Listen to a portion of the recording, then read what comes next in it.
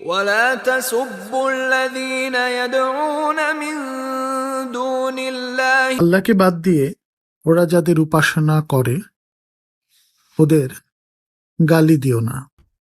Insult not those whom they worship besides Allah. فيسبوا الله عدوا بغير علم যদি দাও তাহলে ওরা অজ্ঞতাবশত আল্লাহকে গালি দেবে।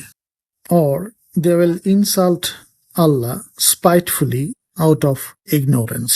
كذلك زينا لكل أمة عملهم আমি প্রত্যেক মানব গোষ্ঠীর জন্যেই তাদের কার্যকলাপকে শোভন ও চাকচিক্যময় করার সুযোগ করে দিয়েছি। This is how we have made each people's deeds appealing to them. ثم إلى ربهم مرجعهم শেষ পর্যন্ত সবাইকে তাদের প্রতিপালকের কাছে ফিরে যেতে হবে। Then to their Lord is their return. فينبئهم بما كانوا يعملون তখন তিনি তাদের সকল কৃতকর্ম সম্পর্কে অবহিত করবেন। He will inform them of what they used to do.